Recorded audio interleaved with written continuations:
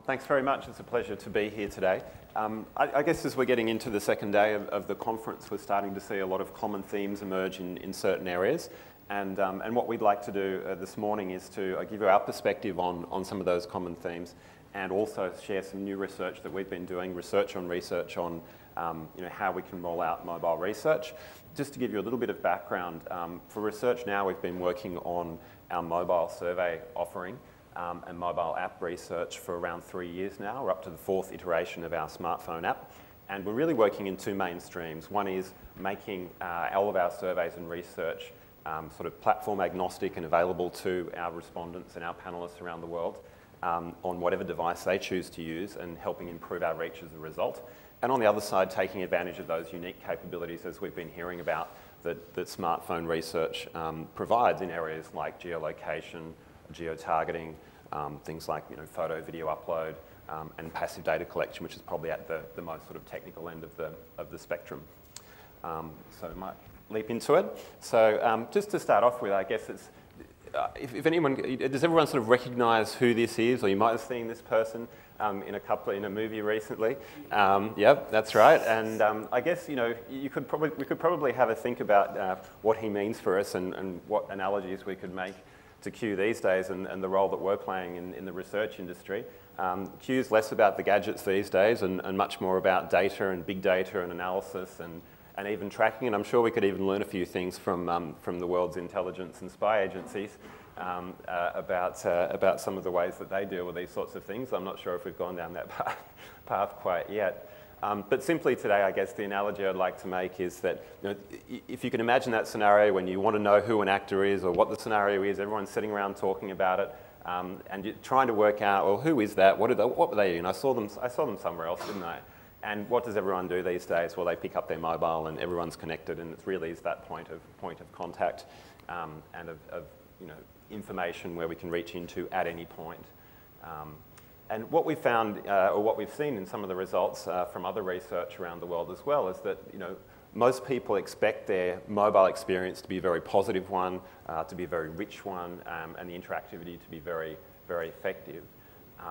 And a lot of people are only reaching the mobile or the internet these days through their mobiles. And even in the research that we've done with the people who've been completing smartphone surveys, we found that almost 2/3 of those respondents prefer now the mobile surveys than the online surveys. That's not to say that they have major problems with the online surveys, but they are really enjoying them, and we'll go into a little bit of detail later on why they like the smartphone surveys that they're doing, and where and how, and some of these sorts of things.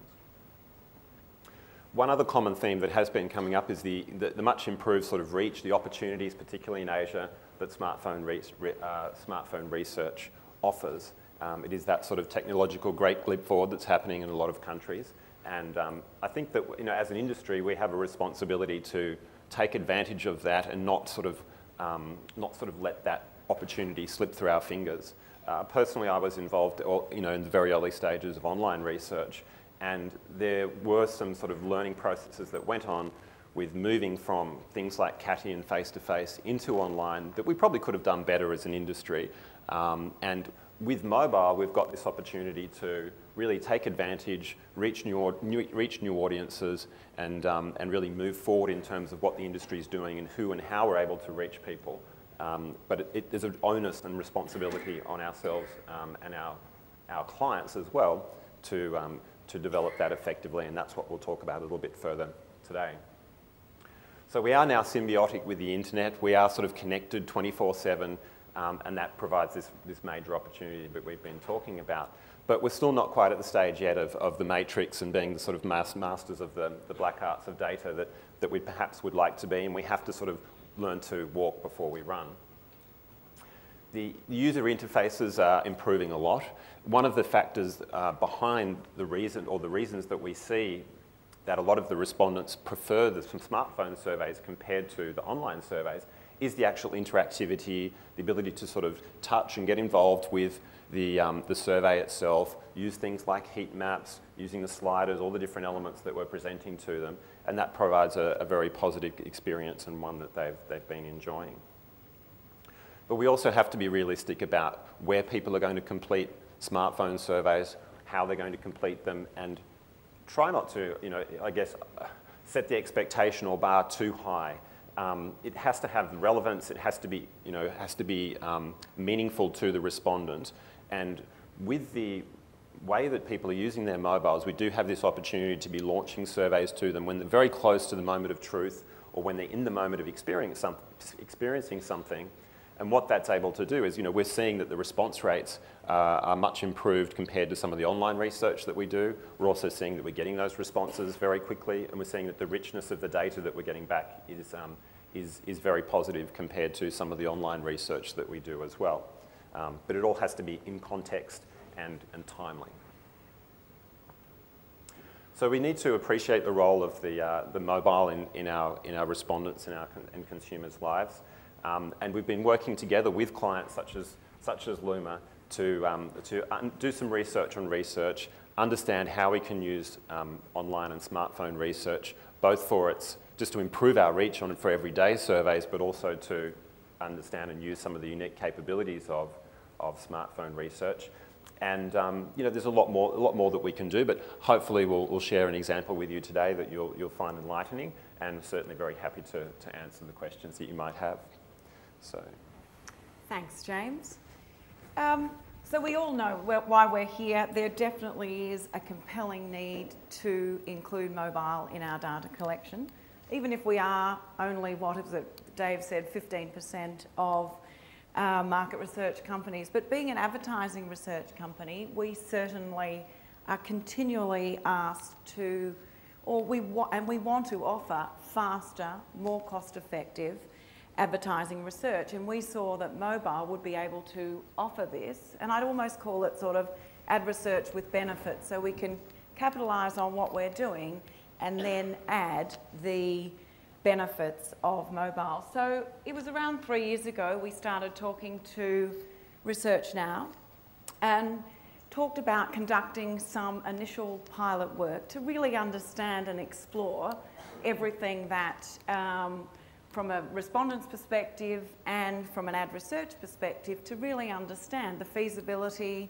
the practicality, the reliability and the value of doing advertising testing on mobile. So specifically, and I think that it's something that it touched on a little bit yesterday and today in terms of the barriers, because one of the barriers for companies going to mobile is that they may or may not be able to carry with them some of their previous normative data or their, key methodology that is going to be important for clients to maintain that continuity. So we were specifically looking at whether we could take Ad Impact, which is a advertising testing tool that we developed, well, face-to-face originally and then adopted it online, and now it's used in over 50 countries. But we really wanted to see whether we could take that from online to mobile and understand what would be involved and what we would need to do to change it. So what we'd like to share with you today is just 2 phases of some of the testing that we've done with ResearchNow.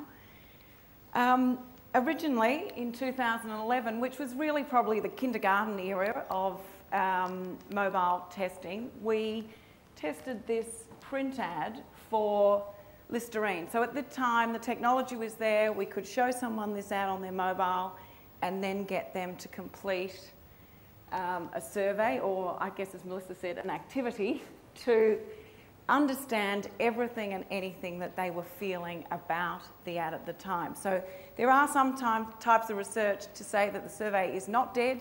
We will need to still survey people to dig deeper, to understand how they are feeling and what they are thinking about a brand and an ad.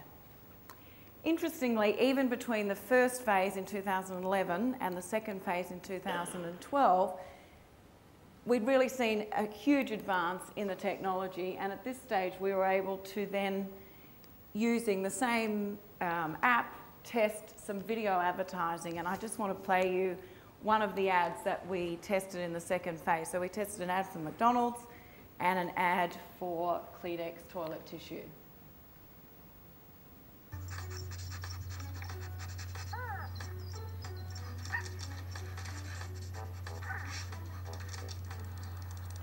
It's It's easy to know who's got gripples and who doesn't, because there's a level of clean you only get with Kleenex Cottonelle's new gripples. The narrower, grippier ripples, still as soft and now 25% stronger. We call it the Gripple Effect. And it's spreading. Kleenex Cottonelle, spread the Gripple Effect. So quite an interesting ad from Australia, but I thought I'd share that today. But just to sort of put this in perspective, we really wanted to do in both of these phases is just compare our traditional online testing with mobile testing on two key effectiveness measures. One is a measure of how people or how engaged people are with the creative itself.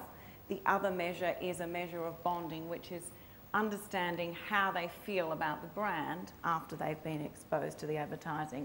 So we did this to learn more about how it was going to happen and to give us feedback to refine what we did going forward.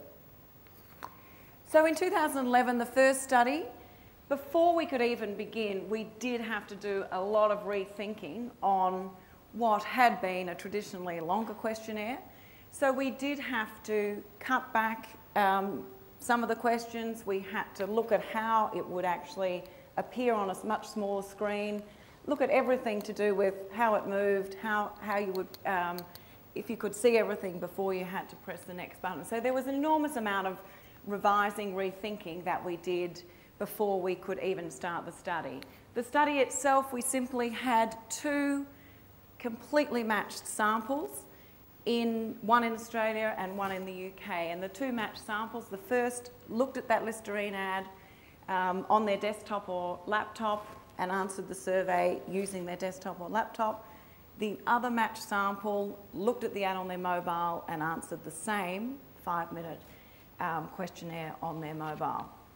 Now, the first finding is really not surprising because we know, and we keep hearing, but everyone is attached to their mobile from the minute they wake up to the minute they go to sleep. And what we saw with these results is there's a much higher likelihood that people who completed the smartphone survey, they were doing it more likely to be completing it out of hours. So that was what we would thought. So it was 56%, in fact, did it out of working hours compared to 21% for the online survey.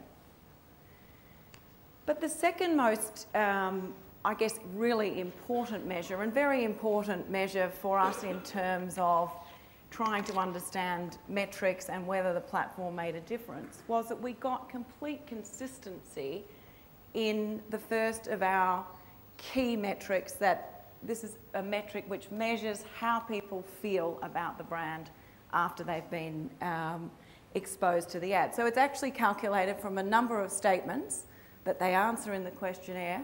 But you can see that while in Australia, people were certainly rating Listerine or a stronger level of bonding to Listerine in Australia than there is in the UK, in both markets, it didn't matter whether they'd responded on their mobile or on their laptop. The results were completely consistent. And even when we drilled down further into those individual elements that make up bonding, that consistency was there. So at this stage, you know, it's really important for us, and a key implication along the way was that it was really encouraging to see that this level of, or the metric for measuring bonding was so consistent, whether we were utilising data collected from mobile or from online. So it does tell us that, you know, there is hope that you can use some of your traditional metrics and use it in either platform. And I think that, you know, when I'm saying about doing ad research with benefits, this opens up, if you can start to track these feelings and measure it in the same way, when people are out and about, when they're on their mobile, that is also another enormous opportunity to capitalise on those extra benefits of mobile. So we were feeling pretty happy at this stage because we got such good consistency, but there was some other news. There's certainly, when we looked at the results on the other key metric of attention, we did not get that same level of consistency. So here again, in Australia and the UK, if they had seen that small Listerine ad on their mobile, the rating on attention, which is a rating of how engaged, how interested they were in looking at the ad was certainly lower on mobile than it was online. So, you know, we began to think, well, you know, is it the smaller screen? Or is it the additional distractions that may be happening if people are on the move, if they are not sitting at essentially an office looking at their desk? So we really wanted to do further investigation. So that was when the second study came in. And again, we used the same 5-minute questionnaire, but again, with technology, we were able to actually then add in a section at the end to get them to opt in for passive data collection. Again, we used 2 matched samples across smartphone and desktop, but we used the 2 video ads this time, the McDonald's ad and the Kleenex ad. Now, it was encouraging that we actually got, well, we were pleased with this. We just, without any extra incentive, we got 30 people to opt into the data collection, and this was really just experimental in this stage, but beginning to see a picture that it might be something that we can integrate. We just wanted to explore what URLs they were visiting, what music they were playing, and James will share a little bit of what we found from that part of the research. But the most interesting thing, again, time of day, much more likely if you're a smartphone respondent that you were completing this out of working hours. And in fact, you'll see both of those results are higher than the first phase, but it was the fact that part of that interview was, or part of the fieldwork was actually done over a weekend. Again, we got that complete consistency with brand bonding. So here are the bonding scores for the Kleenex ad. So how strongly they bonded to Kleenex and how strongly they've bonded to McDonald's. Completely consistent across the 2 platforms. But the most interesting part from phase 2 was this, that we actually got consistent ratings on attention in phase 2, where they'd seen a video ad, not a static ad, but everything else was the same between phase 1 and phase 2. And even when we drilled down further into the individual elements that make up those attention scores, for Kleenex, you can see the consistency, and same with McDonald's. So this, you know, it's exploratory, it's some parallel testing, it's a research onto research, but it does suggest that with videos, the screen size, all those distractions are not influencing how people, you know, their attention to the ad. And maybe the differences we saw in phase 1 with the static advertising related more to the type of ad that we were testing. So I think the important thing for us, and again, it's something that we've been talking about, but had we only done this survey on mobile or had we only done it online, our recommendations and our understanding would have been the same. So it does suggest that you can use the 2 platforms together, and that, you know, you can capitalise on those added benefits of mobile while still not losing everything from the past. So overall, from what we've seen from just these 2 cases that we're sharing, I think it does show some really encouraging consistencies when we're comparing fairly traditional work online and mobile, but also a few differences that we need to look at and refine as we go forward. But certainly the advances, even in the 3 years that we've been working with ResearchNow, certainly the advances in the technology coupled with market research, it really has made such progress. So for us, it really has opened up the opportunities to offer faster, more cost-effective ad research, but capitalise on the benefits of the other activities we can do on mobile, and the fact that it is encouraging that we will be reaching some of the people that we found hard to reach at the time. And secondly, just this whole aspect of being able to track these brand feelings at any location also opens up enormous opportunity for advertising research, because it means that you can, at any time, at any location, get a measure of how people are feeling about your brand. So I'll hand back to James for our last 2 minutes. Great. Thanks, Sally. So just to give you a little preview of some of the data that we saw from the passive data tracking as well. You know, the thing that sort of stood out in the proportion of the respondents that were actually willing to download the meter and have their mobile activity also tracked, there was a higher proportion of males in there. And that's perhaps not surprising with what we see with technology adoption. Also, some of the concerns around privacy tend to be gender skewed. The types of sites they were using most often were the ones that you might suspect: Google, Wikipedia, etc. The music was really varied, and there were some of the people you might expect there, like Adele, right through to the foundations who we'd never heard of. And frankly, that's sort of an example of the sort of information that is nice to have, but does it really mean something for us? In that case, it didn't. And then the sorts of apps that you're using were what you might suspect too in Angry Birds and Google Play. But one of the important things we also did see here, and was something we expected, we didn't see any sort of shift in the actual behaviour of the mobile or the mobile app behaviour, mobile web or mobile app behaviour of the participants in the study based on having seen the advertising. You know, as we know these days, a lot of online advertising, it's more about branding impact rather than sort of direct response.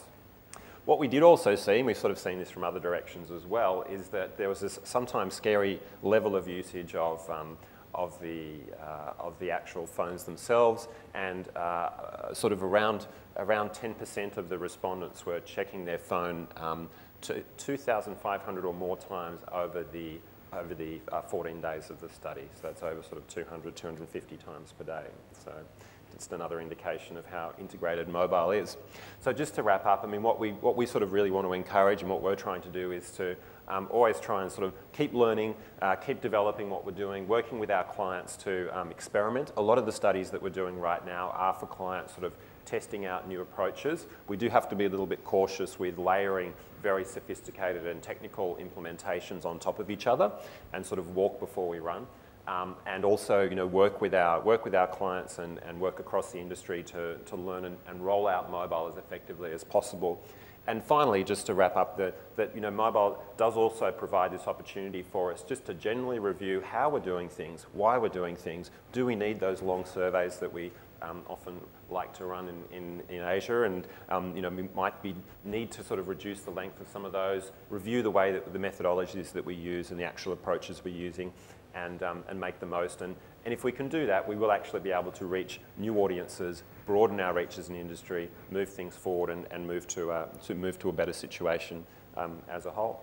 So thank you very much.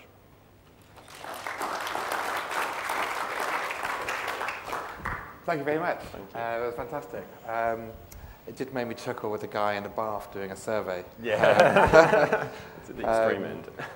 Well, I hope we got some questions from the audience. James. Yeah, nice paper.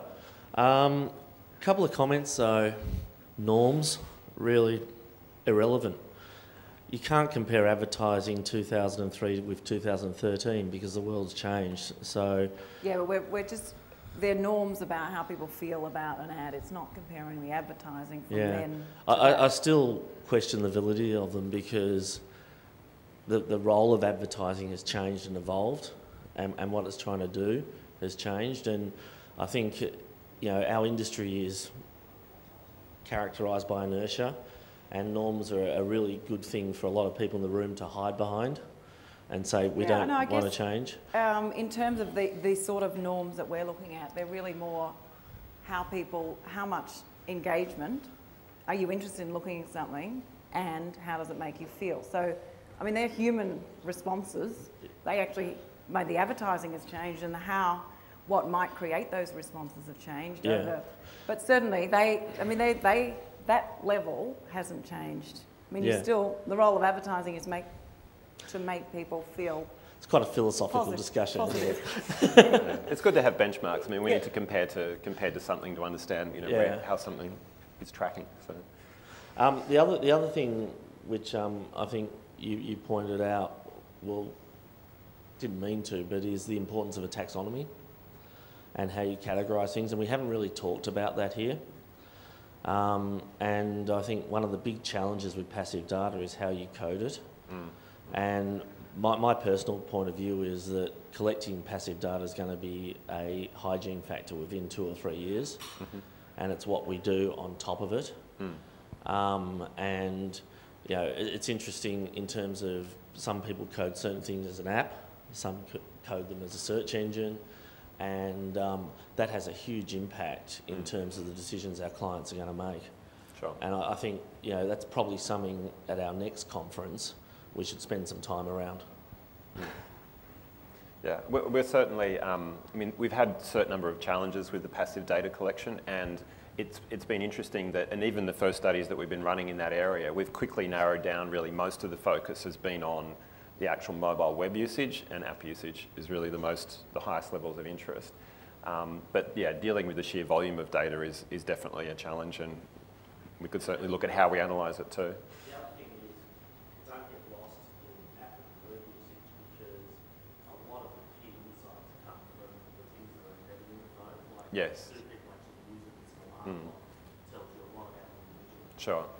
Yeah, I guess this is with the nature of some of the studies we've been doing and some of the clients, they're sort of, you know, you can imagine their direction is towards some of that, because that's, you know, there's a lot of mobile advertising interest and these sorts of things. But yeah, completely agree.